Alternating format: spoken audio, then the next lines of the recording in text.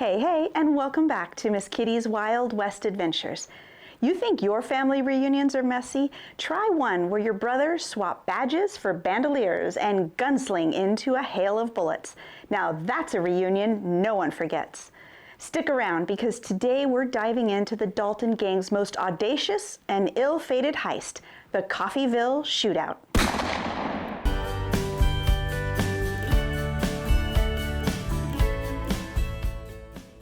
The Dalton Gang started life on the straight and narrow.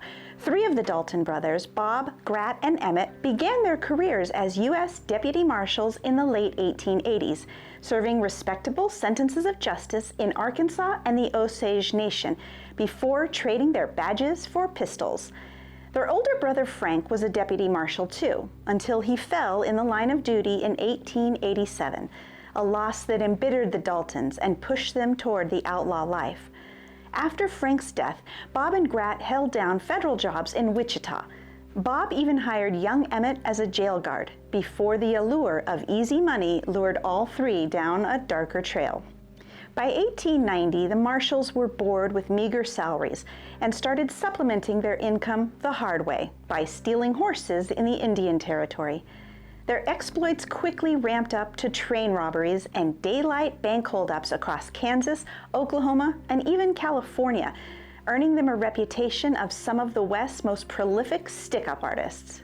With Cole and Jim Younger of the James Younger Gang still rotting in Stillwater Prison, the Daltons craved a legacy all of their own. Pull off a dual bank robbery in one town on the very same day, something no band of outlaws had ever attempted. And where better to make history than Coffeyville, Kansas, their childhood hometown, where the hardware store shelves were stocked with rifles and the locals considered themselves as tough as saddle leather. On the morning of October 5th, 1892, Bob, Grat, and Emmett rolled into Coffeeville alongside two accomplices, Bill Powers and Dick Broadwell, looking every bit the respectable bank runners, complete with fresh suits, fancy pistols, and comical fake beards meant to disguise their identities.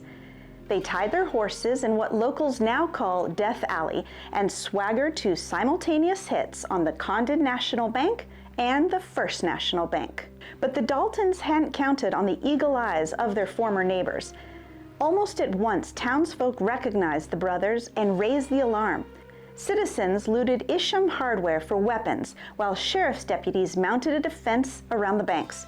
What followed was a blistering 12-minute gunfight that turned the narrow street into a smoking gauntlet of buckshot and bravado. When the smoke cleared, four Dalton gunmen, Bob, Grat, Bill Powers, and Dick Broadwell, lay dead on the dusty pavement, while four brave townspeople, George Cubine, Charles Brown, Lucius Baldwin, and Deputy Marshal Connolly, had paid the ultimate price, defending their home. Only Emmett staggered away from the chaos, riddled with bullets and barely conscious. Emmett Dalton was the sole survivor of the Coffeeville raid. The rest of his gang was wiped out on their home turf. He was promptly tried, convicted of second-degree murder, and sentenced to life in prison, although his model behavior behind bars earned him a pardon after 14 years. Following his release in 1907, Emmett penned his memoir, When the Daltons Rode, which later inspired a 1940 Hollywood film, and even consulted on Western movie sets, giving Tinseltown a dash of authentic outlaw insight. And here's a twist you might not expect. The Dalton Gang's legacy didn't just end in history books. It found its way onto vinyl. In 1973, the Eagles released their second studio album, titled Desperado, a concept album steeped in Old West themes, with a particular nod to the Dalton Gang. The back cover of the album features a striking photograph. The band members, along with collaborators like Jackson Brown and J.D. Souther, staged as the captured and deceased Dalton Gang, reenacting the infamous Coffeeville scene. This image, inspired by authentic 19th century photographs, was shot at Paramount Ranch, a historic Western film set in Malibu Canyon. It's a haunting tribute that bridges the gap between outlaw lore and rock and roll legend. Do you have this album, or did you have it back in the day? Let me know down in the comments.